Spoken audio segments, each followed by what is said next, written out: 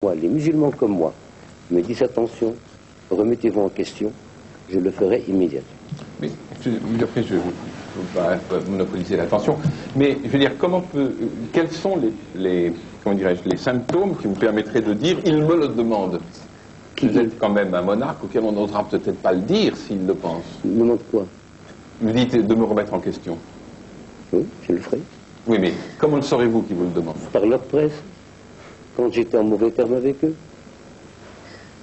Excusez-moi, mais est-ce qu'on peut dire que si le canard enchaîné, effectivement, remet en cause certaines formes de pouvoir en France, c'est parce qu'il y a en France une presse totalement libre? Est-ce que vous diriez autant de la presse marocaine? Je ne parle pas seulement du canard enchaîné, je ne veux pas non pas beaucoup de presse en parle.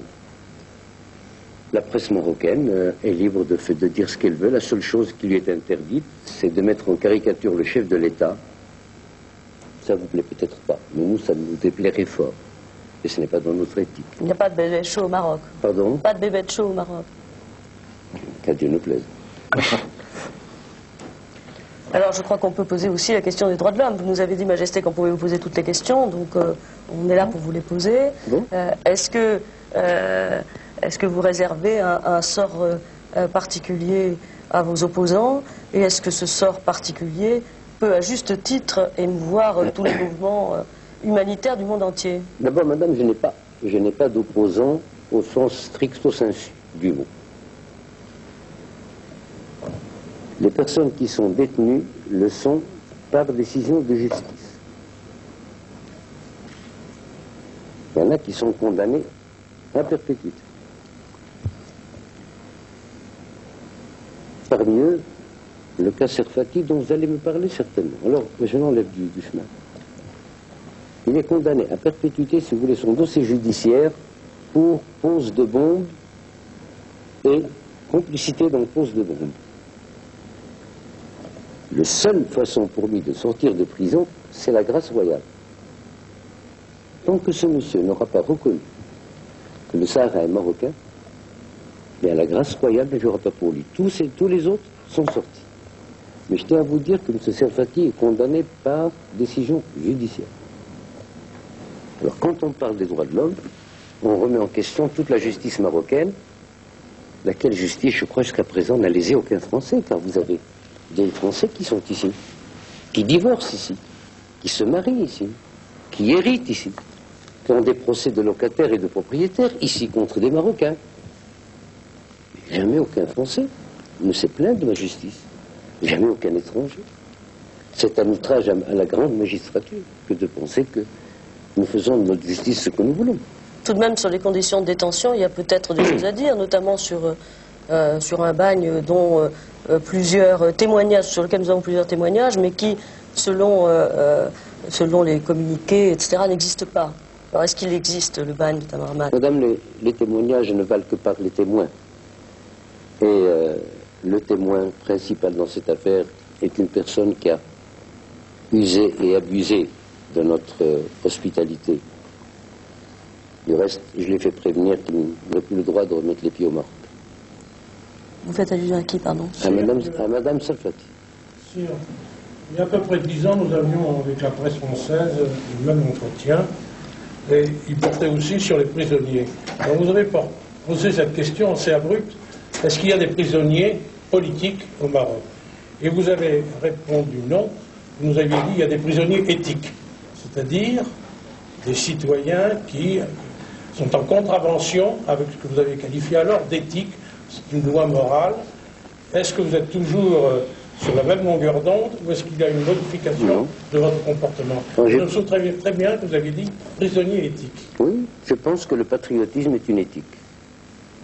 Je pense que le fait de défendre son territoire est une éthique. Naturellement, elle est beaucoup plus stricte que l'éthique du CSA. Peut-être plus stricte que celle du comité d'éthique de la médecine. Mais celle-là, elle est rigide. Comme disait Victor Hugo, on n'emporte jamais sa patrie à la semaine de ses chaussures. Donc il y a bien des prisonniers politiques au Maroc? Non, madame. Dire qu'une partie du territoire n'est pas marocaine est un crime contre la sûreté de l'État, en principe jugé par un tribunal militaire. Voilà. Précisément, Sire, on voit bien que dans votre bouche, le problème du Sahara occidental est fondamental pour le Maroc. Ma question serait celle-ci. Dans l'affaire des droits de l'homme que nous venons d'aborder, un certain nombre de personnalités qui ont été citées, et du Sahara occidental, Madame Mitterrand joue un rôle. Elle anime un comité de vigilance, elle a rendu des témoignages, elle a pris des positions publiques. Un débat va avoir lieu la semaine prochaine au Parlement marocain. Quel est votre sentiment à ce sujet? Je n'aime pas parler d'abord d'une façon générale des femmes ayant une certaine position protocolaire, et particulièrement lorsqu'elles sont chefs d'État. Mais je dois dire que le problème de Mme Mitterrand ne se pose à moi que sur le plan juridique. Car j'ai beau regarder toutes les constitutions françaises, y compris celle de la première, deuxième, troisième, quatrième, cinquième République, je me suis toujours rendu compte, moi le juriste, que l'épouse du président était une épouse morganatique. C'est en cela que les deux constitutions se rapprochent, la République et la monarchie constitutionnelle marocaine. Alors, c'est ça le problème, vraiment c'est le problème juridique, constitutionnaliste qui s'oppose à un publiciste. Autrement, vous laissez la presse marocaine commenter cette affaire. Mais si je ne la laissais pas, vous me diriez qu'elle serait pas libre. Non, mais le comité de vigilance qu'anime Mitterrand sur le référendum qui aura lieu au Sahara occidental pour déterminer en effet s'il veut être marocain ou indépendant, vous paraît, j'imagine, superflu dans la mesure où c'est supervisé par l'ONU, c'est ça que vous voulez dire? Je souhaite pour ce comité de vigilance qu'il n'aille pas jusqu'au bout du ridicule, car il risque de se heurter à deux murs. Le premier, le jour où le référendum commencera son processus, à ce que l'ONU lui dise, monsieur le comité, voulez-vous vous occuper de vos oignons, je m'excuse du terme. Le deuxième obstacle qui risque de le faire tomber dans le ridicule, c'est que nous sommes entièrement libres de lui refuser l'entrée au Maroc. Car voyez-vous, il y a une chose, et là je le dis, un peuple aussi vieux dans son histoire que le peuple marocain. Mon peuple a 1200 ans d'histoire. Il y a une chose que la France n'a jamais voulu, de même que le Maroc n'a jamais accepté. Le Maroc n'est pas vassalisable, il ne le sera jamais. Et ça, c'est pas c'est pas le propos non plus du comité de vigilance, j'imagine, de passer. Non, le paternalisme est une façon de... Alors, je vous le dis, je ne discute pas ce problème. Je vous dis, il s'agit d'un peuple comme le vôtre qui est vieux. La France n'a jamais accepté d'être vassalisée. Le Maroc n'acceptera jamais d'être... Vous avez accepté que le référendum se passe sous contrôle de l'ONU. Comment? Vous avez accepté que le référendum se passe sous contrôle de l'ONU. Alors là, c'est différent. Là, M. Hillman, je pense que il faudrait que je vous fasse un cours de droit international, car il y a... Je ne pense pas que ça intéresse beaucoup nos téléspectateurs, mais en deux mots. Il y a deux écoles en droit international. Il y a le monisme, qui fait que la loi interne est supra-internationale. Et il y a la supranationalité de la loi internationale. Que l'ONU rentre parce qu'elle représente la vertu du monde entier, je l'accepte. Tout à fait normal, ce ne serait pas la première fois. Qu'un comité qui ne représente que lui-même rentre, c'est autre chose. Je ne peux pas aller plus loin dans cette explication de droit international. Sire, je crois que tout de même maintenant, le moment est venu de vous poser une question directe. À votre avis, avec tout ce que nous venons de vous dire, quel est l'avenir des relations entre nos deux pays?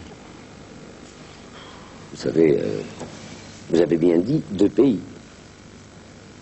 Je pense qu'on ne change pas du jour au lendemain, pour des raisons futiles, conjoncturelles, des relations qui sont séculaires. Car je crois que les premières relations entre nos deux pays ne datent pas seulement des Alaouites, de ma dynastie. Si sur le plan mécanique, certains rouages grincent, ça ne veut pas dire que pour autant on doit changer tout le moteur.